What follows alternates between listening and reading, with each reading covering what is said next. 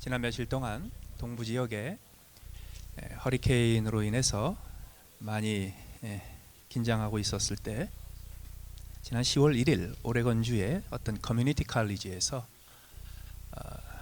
총기 사건이 벌어졌습니다.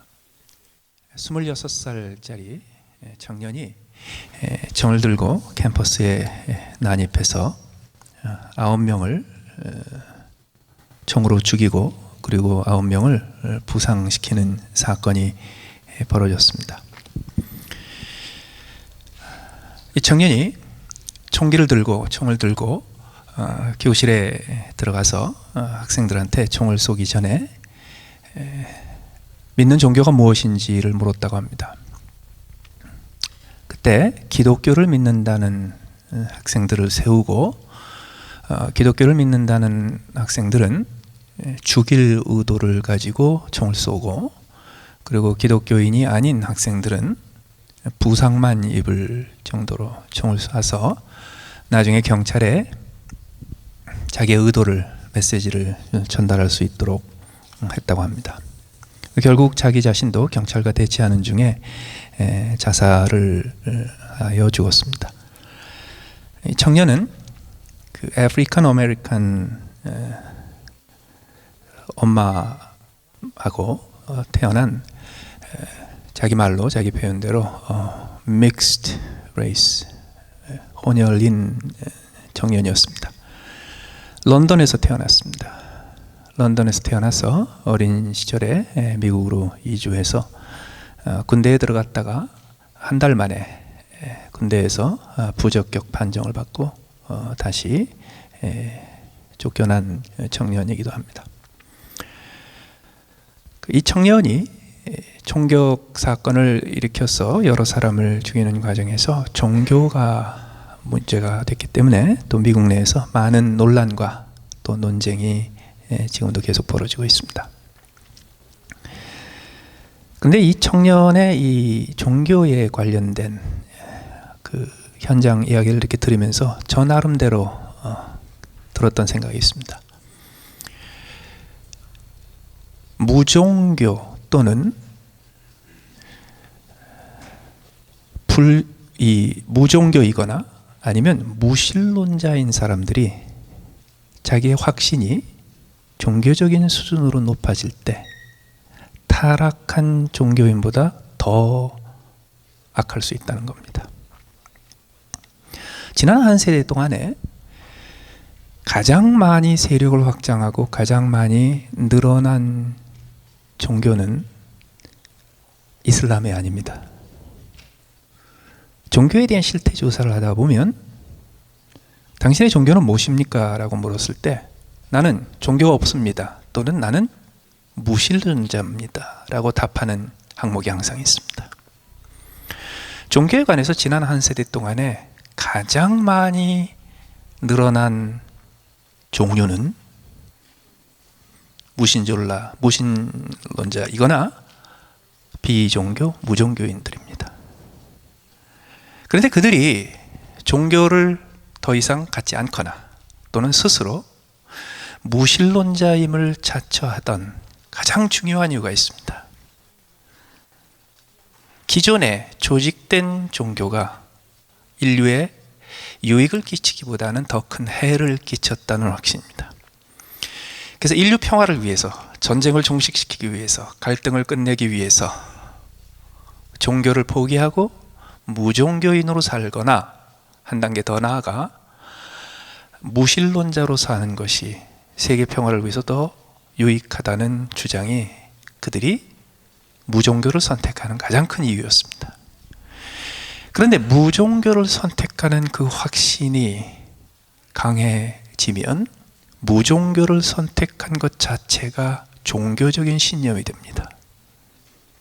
그 종교적인 신념은 어떤 의미에서는 타락하고 또 변질된 종교보다 훨씬 더 큰 해를 끼칠 수 있습니다. 그렇기 때문에 지금 현재 우리 주변에 가득 차 있는 문제들의 해답은 복음입니다. 예수 그리스도의 복음입니다. 종교를 포기하고 종교를 갖지 않는 것이 답이 될 수 없습니다.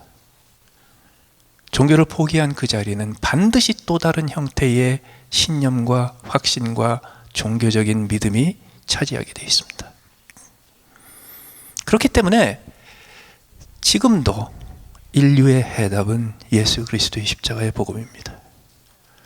지금도 인류의 해답은 인간의 죄는 크나 하나님의 은혜는 십자가에서 더 크도다는 십자가의 복음입니다.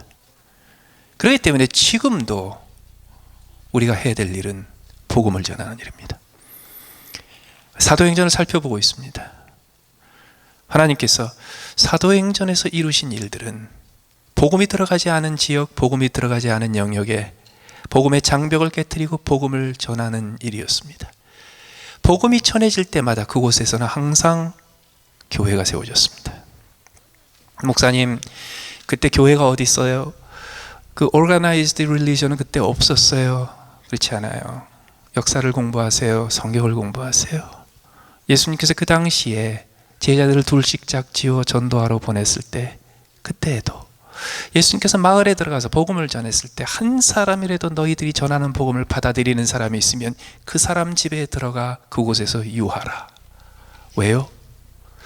복음을 전해서 예수 믿게 한 것으로 충분하지 않습니다. 복음을 받아들인 믿은 사람의 집에 가서 그들과 함께 유하면서 거기서 뭘 만들어요? 가정교회를 만듭니다. 셀교회를 만듭니다. 집에 있는 교회를 만듭니다.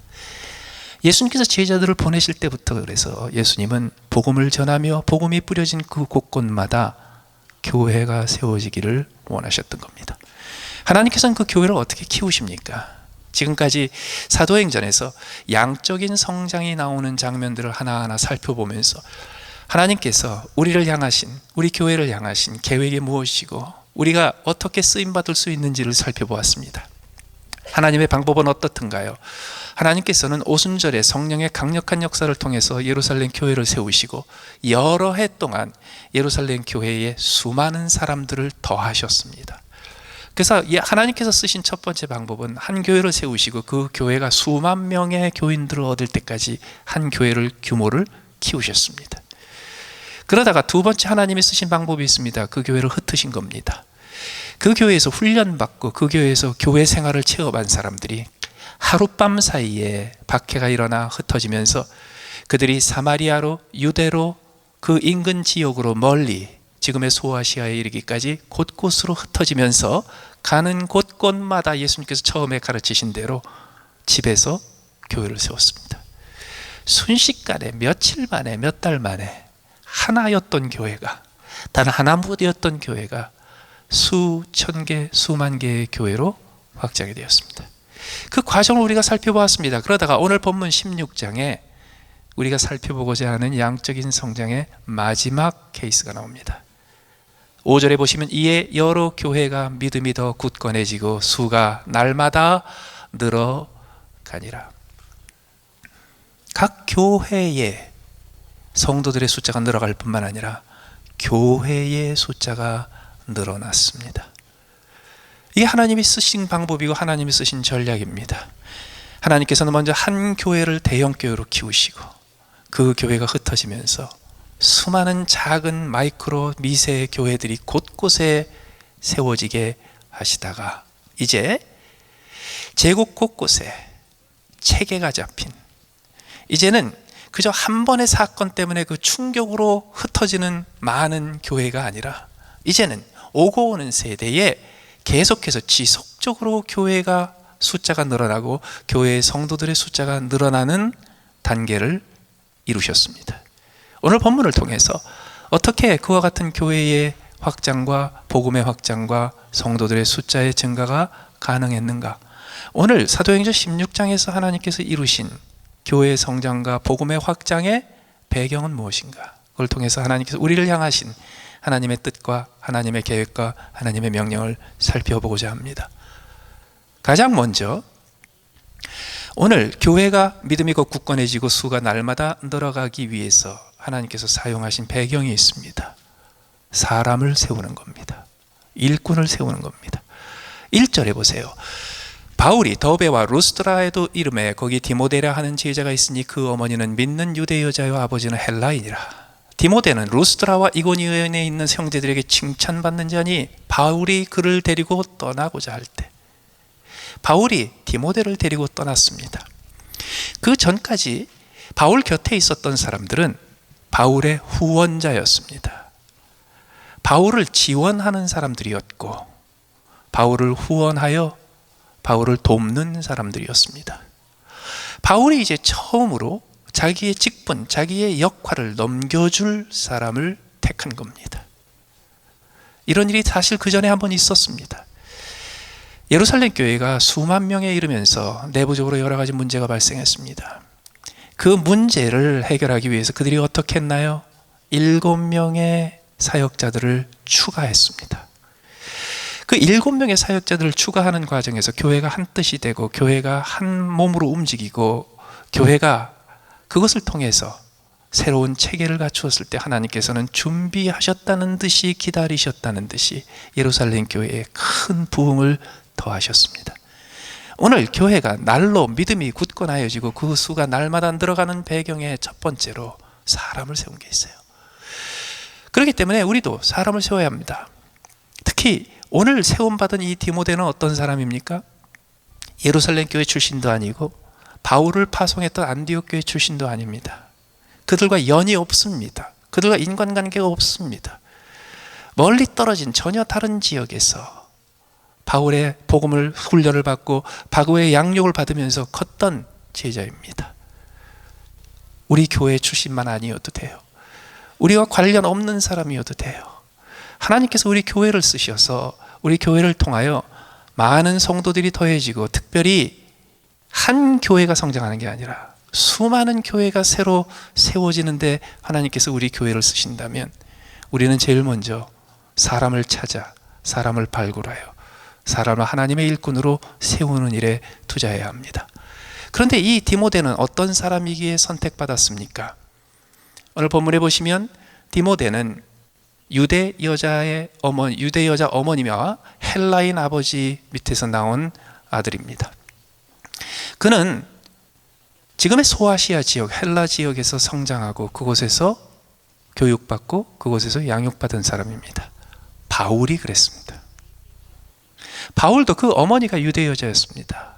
아버지가 헬라인이었고 로마의 시민이었습니다. 바울과 아주 배경이 비슷하죠. 그런데 바울과 디모데가 큰 차이가 하나 있어요. 바울은 태어나기를 헬라 문화 속에서 태어나고 혈통적으로 유대인이기 때문에 그 문화적인 장벽에 문제가 없었던 사람이지만 그러나 아직도 바울에게는 문화적인 장벽이 남아 있었습니다. 기억하십니까? 바울은 그 당시 최고로 존경받는 유대인 랍비인 가말리엘의 수제자였습니다. 유대인의 랍비가 되려면 어떻게 해야 합니까? 유대인의 랍비가 되려면 우선 족보가 좋아야 돼요. 그 집안이 랍비 집안이어야 돼요. 그 다음에 그 집안에 레위 족속이든지 랍비와 관련되는 집안이어야 돼요. 그 가운데 일찌감치 부모가 그 아들을 랍비로 헌신키로 했으면 말 배울 때, 언어를 배울 때, 마치 유치원 들어가고 초등학교 들어갈 때 일찌감치 예루살렘에 유학을 보냅니다. 조기 유학을 보냅니다. 그래서 언어를 배우기 시작할 때 바울은 고향 다소를 떠나서 예루살렘에 와서 살았을 겁니다. 그곳에서 언어를 배우고 글을 배울 때부터 율법을 배웁니다. 성경을 외웁니다. 모세오경을 다 외웁니다. 그리고 그가 13살에 성인식을 하게 되면 본격적으로 랍비 수업을 받게 됩니다. 그래서 사실은 태어나기를 유대인으로 태어나고 헬라 문화 속에서 태어나기는 했지만 그러나 바울은 사실 그가 교육받고 성장된 지역이 예루살렘이었어요. 그래서 한계가 있었어요. 예루살렘에 태어난 바울과 베드로와 요한 같은 사람 입장에서 보기에는 바울이 그들보다 훨씬 더 효과적으로 헬라인에게 복음을 전하고 그리고 훨씬 더 효과적으로 로마의 메인스트림의 복음을 전하기에 적합한 사람이라고 보였겠죠. 그러나 바울 자신은 한계를 느꼈어요. 바울 자신은 자기가 더 이상 더 할 수 없는 한계를 느꼈고 그 한계를 벗어나기 위해서 뭐가 필요했습니까? 자기의 제자 디모데와 같은 사람이 필요했어요. 디모데는 왜 바울에게 선택됐습니까? 디모데는 바울보다 훨씬 더 문화적인 장벽, 언어적인 장벽, 사회적인 장벽이 없었던 사람이었어요. 그렇습니다. 우리가 디모데 같은 사람한테 투자해야 합니다. 저도 한계가 많아요. 저도 미국에서 한계가 많고요. 저도 지금 성장하는 후 세대를 위해서, 다음 세대를 위해서 대하여 한계가 많아요. 그래서 우리 가운데 사람을 세우는 게 아니고 이제는 저들을 책임질 수 있는 디모데와 같은 사람을 찾아서 발굴하여 그들을 세워야 될 필요가 있습니다. 여러분, 지난 10월 1일 날 총기 난사 사건을 벌이고 죽은 그 26살 청년도 디모데하고 배경이 비슷합니다. 부모의 혈통이 달라요. 부모의 배경이 달라요. 태어난 곳과 자란 곳이 달라요. 다양한 문화를 경험했어요. 디모데와 같은 사람이에요. 그런데 그 디모데와 같은 사람이 디모데의 길을 찾지 못할 때 어떤 일이 됩니까? 자생적 테러리스트가 됩니다. 지금 전 세계 곳곳의 나라들이 가장 두려워하는 것이 바로 그겁니다. 아랍에서 중동 지역에서 조직된 테러 집단이 테러범들을 이곳에 보내는 것보다 더 무서운 게 있습니다. 서구 국가에서 중산층의 자녀로 태어나 중산층의 자녀로 자라고 서구의 교육을 받은 사람들 가운데 그 사회에 적응 못하고 내부에서 테러리스트가 되는 겁니다. 그러나 그들 가운데 예수를 만나면, 그들 가운데 복음을 전하면, 그들 가운데 예수 그리스도의 십자가의 복음이 참으로 생명의 길이요 그것이 이 세상의 희망이라는 것을 발견하면 자생적 테러리스트가 될 수밖에 없던 사람들이 디모데와 같은 인물이 될 수 있습니다. 더 나아가서 바울이 그를 데리고 떠나려고 할 때 어떤 일을 했습니까? 그 지역에 있는 유대인으로 말미암아 그를 데려다가 할례를 행했습니다. 왜냐하면 그 사람들이 그의 아버지는 헬라인인 줄 다 알았기 때문입니다. 무슨 뜻이냐고요? 그 지역에 있는 유대인으로 말미암아라는 표현이 나오죠. 지역 문제입니다. Regional problem을 해결한 겁니다. 여러분, 하나님께서 기독교회에 부흥의 기회를 주시고 그리고 폭발적으로 복음이 전해질 수 있는 기회를 주실 때마다 역사 속에서 항상 반복됐던 것이 있습니다. 교회가 숨지 않고 물러서지 않고 그 당시 그 지역에서, 공동체에서, 그 당시 사회에서 모든 사람들이 공감하고 있었던 가장 힘든 사회적인 문제를 해결하는 데 앞장서는 겁니다. 그 당시에 가장 심각했던 문제가 뭔가요? 그 당시에 경제적으로 별 문제 없었습니다. 그 당시에 정치적으로 별 문제 없었습니다. 그 당시에 남아있는 문제가 뭔지 아십니까? 종교적인 갈등입니다. 여러분, 오늘날 우리가 이 시대를 살면서 우리는 전에 없던 문제들을 경험하고 있다고 생각할지 모르지만 그렇지 않아요. 바울이 살았던 그 시대, 예수님께서 사셨던 그 시대가 사실 오늘날보다 더 심했습니다. 동성애 문제가 그때가 더 심했습니다. 동성 결혼의 문제가 그때 더 심했습니다. 성적인 타락도 그때가 훨씬 더 심했습니다. 그때 물질만, 재물만 알고 재물로 모든 것을 다 해결하려는 물질 우선주의, 경제 우선주의가 그 당시 훨씬 더 심했습니다. 그 당시가 지금보다 훨씬 더 인권의 문제가 심했습니다. 그러나 그 당시에 가장 사회를 시끄럽게 만들었던 것은 종교적인 분쟁이었습니다. 경제적으로, 정치적으로는 통합이 되었지만 그러나 각 지역에, 로마에 귀속되었던 지역에 자리 잡고 있었던 종교들은 계속해서 문제를 만들어냈습니다. 그 종교들이 통합되지 않았어요. 그리고 오히려 발달된 통상로와 발달된 그 경제적인 제도를 통해서 동방 곳곳에서 있었던 별별 희한한 종교들이 도시로 들어와 종교들 간에 끊임없이 충돌이 벌어졌습니다. 로마의 평화를 누리고 있던 시대에 로마의 평화를 위협했던 것들은 대부분 종교적인 이유 때문에 생긴 분쟁이었습니다. 실제로 바울 사도가 곳곳에 가면서 바울 사도가 박해를 받았던 것은 무엇을 의미합니까? 그게 바로 종교 분쟁입니다. 그렇기 때문에 그 종교 분쟁은 그 당시 사회에 살던 사람들이 자기들이 살던 터전에서 실질적으로 느끼고 있었던 사회 문제였습니다. 그 문제를 느끼고 그 문제를 공감하고 그 문제를 해결하기 위해서 바울 사도는 유대인들의 종교와 헬라인들의 종교 속에서 갈등을 해결하기 위해서 꼭 그래야 될 필요가 없었는데, 그렇게 하지 않으면 구원받지 못하는 그런 신학적인 문제가 있는 것도 아닌데도 불구하고 그 지역의 사회적인 긴장과 사회적인 갈등을 해결하기 위해서 디모데에게 할례를 행하게 했습니다. 바로 이거예요. 우리가 이곳에 있으면서 저 멀리 중동 지역에 있는 종교 갈등이 남의 일 같아요? 안 그래요. 오레곤에서 벌어진 일, 노바 칼리지에서 얼마든지 벌어질 수 있습니다.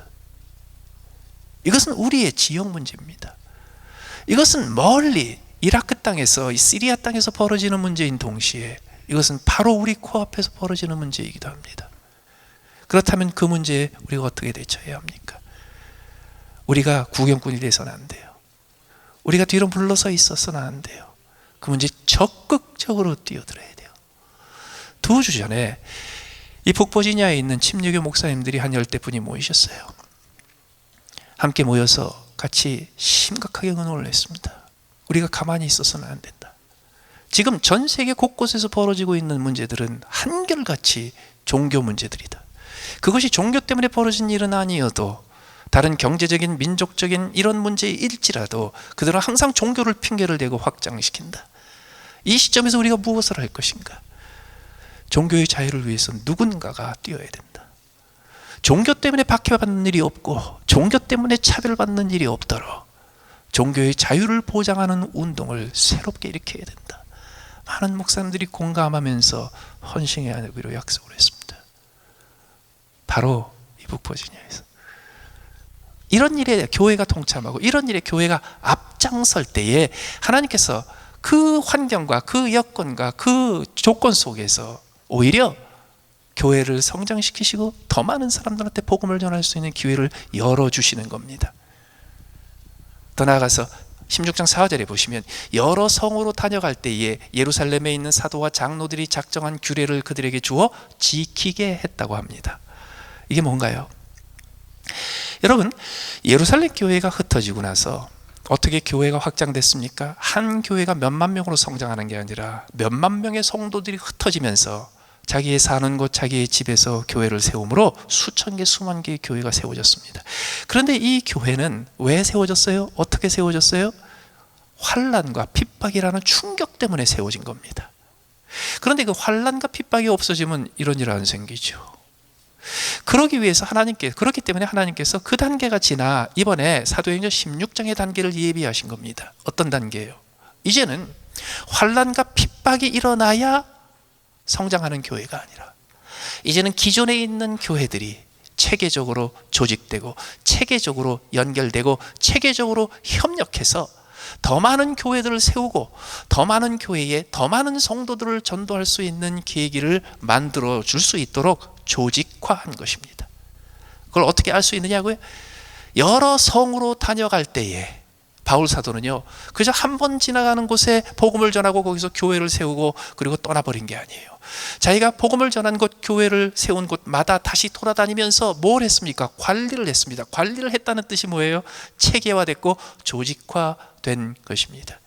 맞습니다. 7명의 새로운 사역자들을 예루살렘 교회가 더했을 때, 그들의 조직이 확정이 되고 조직이 체계화됐을 때 하나님께서 수많은 사람들을, 제자들을 더하시고 수많은 제사장의 무리까지 복종시키셨습니다. 그와 마찬가지로 이제는 체계적으로 디모데를 세우고 디모데에게 역할을 나눠주기 시작하면서 바울 혼자서 하는, 이리 뛰면서 저리 뛰면서 하는 그런 사역이 아니라 이제 체계 있고 조직적인 사역이 갖추어진 것입니다. 그러나 오늘 본문으로부터 시작해서 이제 한 사람의 성실한 노력으로서가 아니라 교회들이 함께 연결이 되어서 교회들이 이제 지속적인 교회 성장과 지속적인 교회의 확장을 위해서 체계가 갖추어지기 시작한 겁니다. 왜요? 바울 사도는 어느 교회에서 파송한 선교사였어요? 안디옥 교회에서 파송한 선교사였어요. 그가 가서 성도들을 격려하고 교회들을 격려할 적에 내가 너희들에게 가르친 대로 열심히 잘 지켜 행하라 라고 얘기한 게 아니었어요. 내가 파송된 우리 안디옥 교회에서 강조하는 것과 안디옥 교회 성교의 정책과 안디옥 교회의 철학을 여러분들이 지키십시오, 이게 아니었어요. 예루살렘 교회에서 가르치고 정한 것을 전해줬어요. 다시 말해서 그 모든 교회들이 첫 번째 교회, 제일 맏 역할을 하고 있었던, 큰형 역할을 하고 있었던 예루살렘 교회와 다 연결이 된 것입니다. 요새 말로 하면요, 교단이 생긴 겁니다. 그때 교단 없었어요. 맞아요. 법적인 법인도 없었고 법적으로 구속력이 있는 조직을 가진 것도 아니었습니다. 그러나 성도들은 바울과 같은 지도자들의 역할에 의해서 그들은 자기가 교회를 세웠을 적에 그 교회가 혼자서 돌아가고 있는 그런 솔로 교회가 아니었어요. 프리랜서 교회가 아니었어요. 그 교회들은 뿌리가 있었고, 그 교회들은 그 순종하고 감독을 받는 형님 교회가 있었고, 그 형님 교회는 또 그 위에 형님 교회가 있었어요. 그랬을 때야 비로소 하나님께서 그것을 기쁘게 보시고 교회 숫자를 확장시키시고 교회의 성도들을 더하시면서 그것이 그 이후로 지속적으로 진행되는, 이제는 계속해서 진행되는, 끊을 수 없고 중단할 수 없는 운동으로 만드신 것입니다. 그렇다면 어떻게 그게 가능했을까요? 물론 바울 사도의 역할이 컸죠. 그러나 예루살렘 교회의 역할도 컸습니다. 어떤 역할이었느냐고요? 먼저 예루살렘 교회가 안디옥 교회를 도왔어요. 그 교회가 새로 세워졌는데 거기에 훈련하고 가르치고 설교할 사역자가 없다는 것을 알고 예루살렘 교회가 사역자를 파송했죠. 그때 예루살렘 교회에 박해가 일어나고 핍박이 일어나서 그나마 힘들고 어려웠을 때 그들에게 제일 소중했던 사역자 한 사람 바나바를 파송했습니다. 더 나아가서 안디옥 교회와 예루살렘 교회에 갈등이 생겼습니다. 예루살렘 교회에서 파송한 성경 공부 가르치는 사람들이 안디옥 교회에 가서 이렇게 가르치기 시작했습니다. 이방인들의 경우는 예수 그리스도를 믿고 성령을 받고 구원받은 후에 할례를 받아야만 그리스도인이 될 수 있고 하나님의 백성이 있다, 이렇게 가르쳤습니다. 신학적인 논쟁이 벌어졌습니다. 안디옥 교회가 대표를 예루살렘 교회에 파송했습니다. 예루살렘 교회는 7명의 사역자들을 새로 세우는데 적용되었던 그런 민주적이고 그리고 총체적인 건강한 조직적인 방법을 통해서 의사결정을 내립니다. 그때 예루살렘 교회는 아주 중요한 결정을 내렸어요. 어떤 결정이냐 하면, 이방인들이 믿고 그리스도인이 되었을 때 우리 유대인들이 지고 있던 짐을 지우지 말자. 여러분, 우리 교회가 다른 교회를 세우고 다른 교회를 격려하고 다른 교회의 믿음이 굳건해지게 지원하고 그 교회를 통해서 또 다른 교회가 되기 위해서 우리가 해야 될 일이 뭔지 아세요? 우리의 짐을 지우지 않는 겁니다. 우리의 무거운 짐을 그들에게 지우지 않는 거예요. 그들에게 아무것도 강요하지 않는 거예요. 그들에게 우리식을 강요하지 않는 거예요. 그 예루살렘 교회에 그 결정이 없었으면 나사렛 예수를 따르는 기독교는 지금 예루살렘과 팔레스타인 지역에 존재하는 수백 개의 유대교 종파 중에 하나로 그쳤을 것입니다. 십자가의 복음은 땅끝까지 전파되지 못했을 겁니다. 예루살렘 교회 그 당시에 어떤 수준이었어요? 몇십 명 안 남았어요. 어쩌면 이때 그저 몇백 명으로 다시 늘었을지도 몰라요. 그런데도 불구하고 예루살렘 교회가 보여주었던 표본이 있었어요. 예루살렘 교회가 보여줬던 모본이 있었어요. 그들은 하나님의 성령의 역사를 인식하고 복음의 역사를 인식하고 그 복음이 예수님께서 명령하신 대로 땅끝까지 전해져야 될 그 당위성을 인정하고, 그리고 예수 믿고 구원받아 성령받아 하나님의 백성이 된 사람들을 위해서 짐을 지우지 않기로 결정한 겁니다. 우리도 오늘날 감당해야 될 일입니다. 먼 얘기가 아니에요. 이제는 하나님께서 흩으셔서 흩어진 교회로 새롭게 시작하게 하셨습니다. 왜요? 이제는 한 교회에 수많은 사람을 더하는 게 아니라 곳곳에 수많은 교회가 더해지고 그 교회들이 성장할 수 있는데 쓰임받는 예루살렘 교회와 안디옥 교회처럼 쓰임받을 수 있도록 주께서 정하신 것입니다. 그럴 때 우리는요, 안디옥 교회처럼 예루살렘 교회처럼 교회와 교회가 협력하는 것을 배워야 합니다. 여러분, 우리 교회가 작정을 하고 교회를 하나 따로 세우잖아요. 아니면 지교회를 하나 세우잖아요. 그럼 당장 어려워져요. 갈등이 생겨요. 의견이 안 맞아요. 그럴 때 그냥 독립시켜버리고 우리는 신경 끕시다. 그러면 어떻게 되나요? 두 교회에서 그칩니다.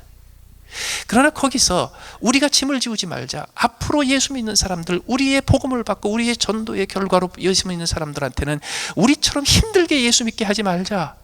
그와 같은 정신을 가지고요, 자유를 허락하고 그들이 자유롭게 자기들의 영역, 자기들의 삶의 터전에서 복음을 전할 수 있도록 풀어주면서 그들을 세워주기 시작하잖아요. 그러면 순식간에 하나님께서 기뻐 받으사 몇십 개, 몇백 개의 교회로 늘어날 수 있게 됩니다. 하나님께서 이와 같은 변화를 보시고 그때까지 기다리셨다는 듯이, 마침 그때까지 기다리고 미루었다는 듯이 하나님께서 소아시아 곳곳에 있는 여러 교회를 성장시키시고 그 교회가 계속해서 교회의 숫자가 늘어나게 하셨습니다. 그러면 다인가요? 아니에요. 하나가 더 있었어요. 오늘 본문에 끝난 바로 다음에 6절 이하에 새로운 이야기가 시작이 됩니다. 그 뒤에 이야기는 이렇게 신전이 됩니다. 바울 사도가 이제 여러 교회들을 다 든든히 세우고, 그리고 거기에 지도자들을 세우고, 교회가 이제 성장하고 교회가 계속해서 배가 되는 것을 보면서 이제는 안정됐다 그랬어요. 그리고 이제 아직도 복음이 전해지지 않는 곳 소아시아 곳곳에, 지금의 터키와 시리아 곳곳에 있는 마을을 찾아가리라. 그리고 복음을 전하려고 발걸음을 옮겼습니다. 그런데 어떤 일이 벌어졌는지 아세요?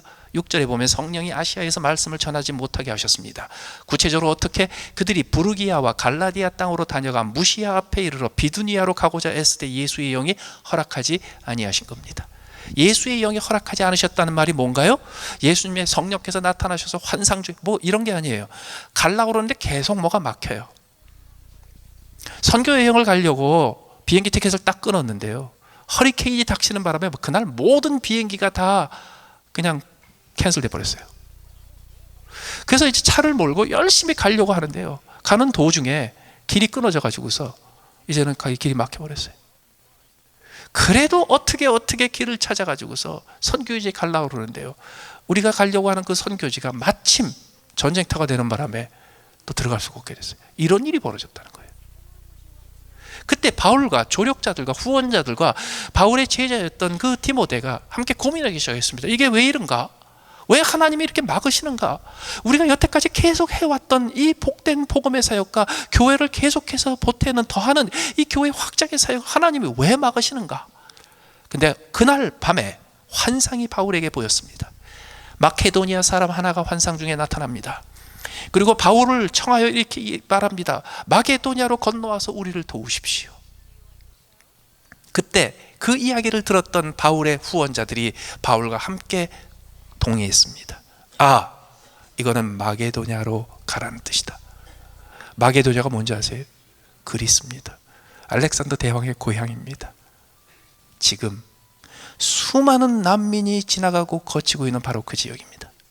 지금 유럽에서 경제적인 화약고로 불리어서 까딱하면 유럽 경제와 미국 경제를 말아먹을 만큼 심각한 경제적인 어려움을 겪고 있는 지역입니다. 역사는 반복됩니다. 그 마게도냐로 성령께서 인도하신 거예요. 자, 그런데 여러분 이거 기억하십시오. 성령께서 갑자기 환상 중에 나타나시고 목소리가 들리고 이럴 경우는 예외 없이 비상상태입니다. 어떤 비상상태인 줄 아세요? 주의 종들이 말을 잘 안 들어요. 그래서 원래 주의 종들이 말을 잘 들으면 환상 같은 거 안 보입니다.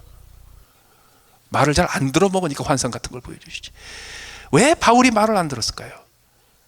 여러분, 디모데를 세울 때 바울이 네가 내 한계를 극복해달라고 세운 것처럼요, 바울에게는 한계가 있었어요.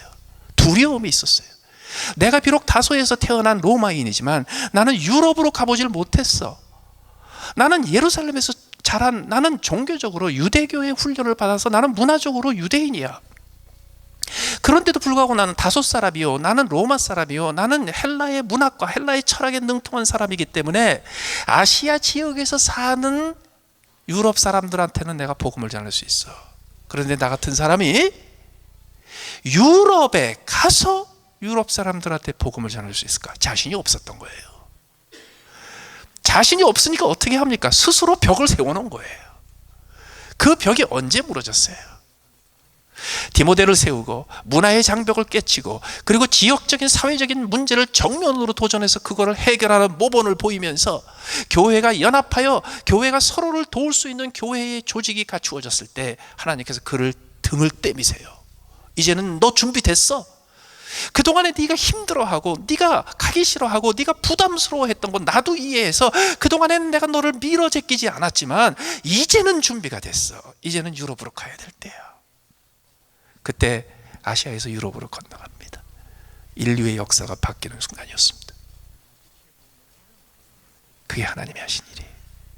그때 하나님께서 예루살렘 교회를 통해서 하신 일, 안디옥 교회를 통해서 하신 일, 그때 바울을 통해서 디모데를 통해서 하신 일, 지금 우리 가운데서 똑같이 행하시려고 하십니다. 어떻게 하냐고요? 너무 걱정하지 마세요. 우리는 바울과 같은 사람을 이렇게 보면요, 야, 로마 제국을 복음으로 점령한 사람, 로마의 곳곳에 수천 개 수만 개의 교회를 세우고, 그리고 성경의 절반을 쓴 그런 위대한 사도, 와, 어떻게 바울과 같은 사람이 될 수 있을까? 그 생각하죠? 아니에요. 여러분들이 지금 하고 있는 그 일이 바울의 일이에요. 여러분들이 하고 있는 바로 그 사역이 바울이 하던 일이에요. 여러분들이 하던 바로 그 사역이 이어져서 안디옥 교회 사역이 되고, 그리고 예루살렘 교회 사역이 돼요. 지난주에 1년에 한 번씩 여기 버지니아 지역에 함께 교단을 섬기는 미국 목사님들 13명 1년에 한 번 모이는 컨퍼런스가 있었습니다. 보통 버지니아에서 모이는데 이번에는 아틀란타 조지아에서 모였습니다. 아틀란타 조지아에서 특별히 모였던 이유가 있습니다. 거기에 12스톤 처치가 있습니다. 이 교회는 30년 전에 사이트 처치, 지교회, 우리가 얘기하는 베뉴 같은 이 사이트 처치를 처음으로 실천한 교회입니다. 30년 전에. 원조입니다. 그 교회에 반나절을 가서 그 교회의 사역을 둘러보고, 그 교회에 세워져 있는 맥스웰 리더십 센터에서 참 많은 것을 배웠습니다. 그리고 그 다음날 화요일 날 하루 종일 칙필레이 본사를 찾아갔습니다. 칙필레이는 1년에 수백억 달러의 매출을 올리는 패스트푸드 인더스트리에서 가장 빠르게 성장하고 가장 수익률이 높은 회사입니다. 그런데 이 회사는 철저하게 기독교 회사입니다. 이 회사는 주일날 무슨 일이 있어도 문 닫습니다. 주일날 문 닫는 걸 언젠가 프랜차이즈 오너들이 들고 일어나서 반대할까봐 직영점만 합니다. 땅 사고 건물 세우고 설치하는 거 몽땅 본사에서 합니다. 그렇게 하는 이유가 있어요. 그 재산을 소유한 프랜차이즈들이 늘어나면 언젠가 주일날 문 열라고 그럴까 봐. 거기 가서 오전 내내 그 회사가 어떻게 운영되고, 거기서 어떻게 회사의 모토, 회사의 미션 스테이트먼트, 하나님을 영화롭게 하고 우리가 하는 모든 일을 통해서 사람들한테 긍정적이고 그리고 적극적인 영향력을 끼친다, 그것을 곳곳에서 어떻게 실천하고 있는지 그 감동적인 이야기를 많이 들었습니다. 그런데 저는요, 지금 그 회사가 1900개의 프랜차이즈를 가지고, 그리고 각 가게마다, 레스토랑마다 평균 100만 불에서 300만 불의 이익을 올리는 그런 숫자에 별로 관심이 없습니다. 저는 오히려 뭐에 관심이 있냐면 어떻게 시작했는지, 20년 전에, 30년 전에, 40년에 그 회사가 어떻게 시작했는지, 그 회사가 시작하고 성장하는 과정에서 고난이 닥치고 환란이 닥쳤을 때 그걸 어떻게 이겨냈는지, 그때 어떤 선택을 했기 때문에 이 회사가 죽지 않고 계속 살아나냐, 그런 게 훨씬 더 궁금해요. 많이 그 얘기를 들었습니다. 그분들은 그 회사의 창업자인 트로엣 캐티, 이분을 굉장히 자랑스럽게 많이 소개를 합니다. 이분은 93세의 나이로 작년 9월 달에 돌아가셨습니다. 이분이 이 회사를 어떻게 시작했는가? 1900개 생각하지도 않았어요. 그런 건 꿈꾸지도 않았어요. 그걸 비전으로 품지도 않았어요. 이분이 태어났을 때 5살, 6살, 7살 때, 그때가 미국이 가장 힘들었을 때입니다. 경제 대공황 직후였습니다. 그때 아버지의 사업이 망하고 아버지는 알코올 중독자가 돼서 가정을 돌보지 않고, 그때 5살, 6살 때 밖에 나가서 코카콜라 팔고요, 그걸로 가족들 부양해만 했습니다. 갖은 고생을 다 하면서 안 해본 일이 없고 굳은 일 안 해본 일이 없고, 그러다가 간신히 몇백 불의 돈을 만들어 가지고 25살 나이 1946년에 아틀란타에 있는 대형 포드 자동차 공장 앞에 드워프 그릴이라는 식당을 하나 차립니다. 전형적인 미국의 조그마한 식당입니다. 새벽에 공장에 출근하는 사람들 아침 먹이고, 아침 지어 팔고, 점심 때 점심 팔고, 전형적인 미국의 식당이에요. 그 식당을 20년 동안 했습니다. 그 식당을 20년 동안 하면서 그는 자기의 하나님 앞에 헌신한 약속을 지키기 위해서 최선을 다했습니다. 나는 매일 하나님 앞에 영광을 돌린다. 나는 하나님 앞에 영광을 돌리기 위해서 내가 만나는 모든 사람들한테 긍정적인 영향을 끼친다. 나는 가정을 섬기고 교회를 섬기고 하나님이 내게 맡기신 사업을 통해서 하나님을 영화롭게 한다. 그분은요, 돌아가실 때까지, 93세로 돌아가실 때까지 자기가 섬기고 있었던, 어려서부터 다녔던 그 교회에 주일날 빠진 게 5손가락으로 꼽는데요. 그분이 55년 동안 8학년을 가르쳤습니다. 그 교회에서. 작년에 9월 달에 돌아가시고 93세로 돌아가시고 장례식을 하는데 아틀란타 조지아뿐만 아니라 전 세계에서 유명한 사람들이 다 모였습니다. 빽빽하게 3,000명이 모였대요. 그분이 다니시던 교회 목사님이 미스터 캐시에 대해서 이야기를 하면서 거기 모인 조객들한테 물어봤다고 합니다. 여러분, 아틀란타에서 살면서 8학년 때 우리 교회에서 트루엣 캐티가 가르치는 8학년 클래스에서 배웠던 사람 손 들어보십시오. 3,000명 중에서 1,000명이 손을 들더래.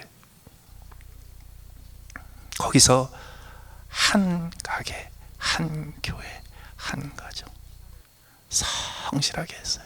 20년 동안 했어요. 15년째 되던 해에 놀라운 걸 하나 발명을 했습니다. 튀김옷을 입혀서,